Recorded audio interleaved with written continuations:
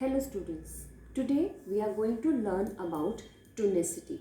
So you know that what is tonicity? You have been using this term hypertonic, hypotonic and isotonic when we are learning about the transport in permeable membrane, that is plasma membrane in cells.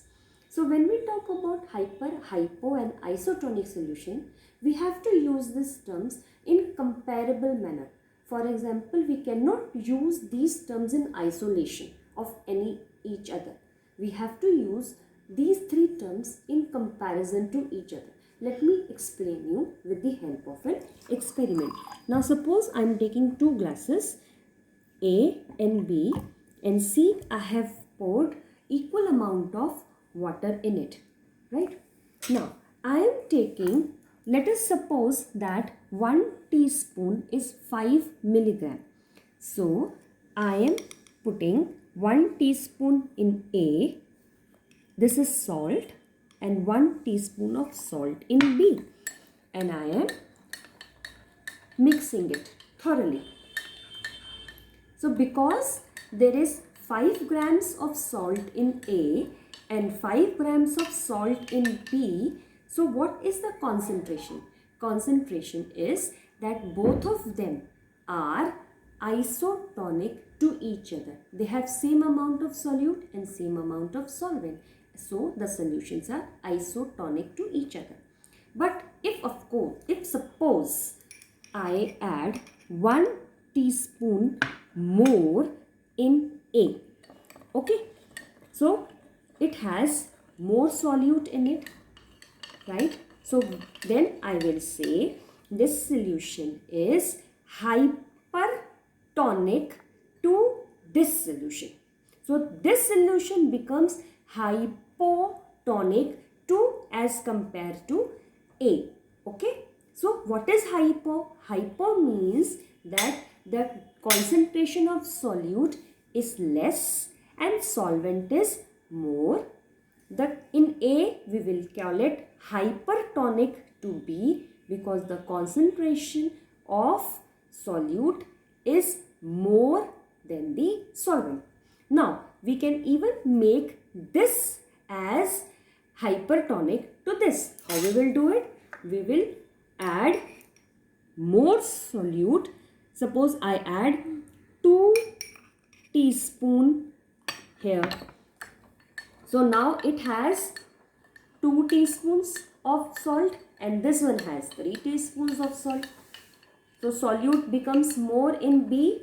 So now this becomes hypertonic to this, okay, and this become hypotonic to this, okay.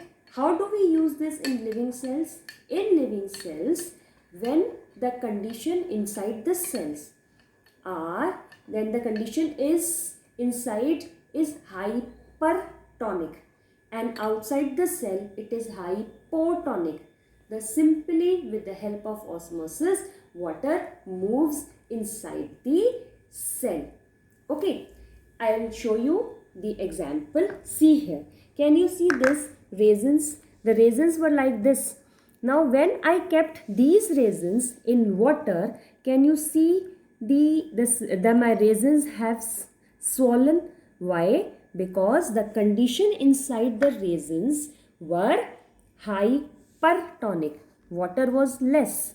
But when I provided with more water outside, then the conditions outside were hypo, inside were hyper, and the water simply moved in and they have got swollen. Can you see the difference also? The water also has become a little yellowish in nature. Because, why? Because the solutes have also come out.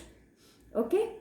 Now I will show you another example here. See, here what I did was, can you see these are cabbage, radish, right? This is white radish. So what I did was, I just cut this white radish and I had put some salt over it. Can you see the water which has oozed out here, right? So the condition inside was hypo and condition outside was hyper. I have just sprinkled lots and lots of salt over it. So what have I done? I have created the condition of hypertonic outside and the condition inside was hypotonic. The water simply oozed out of the white radish, and you can still see, I will just show you here, you can see the water coming like this. Can you see this? So this is what you have been observing in your houses also. When your mothers are they are preparing for pickles, what they do is they just sprinkle salt over the vegetables and then they simply dry them.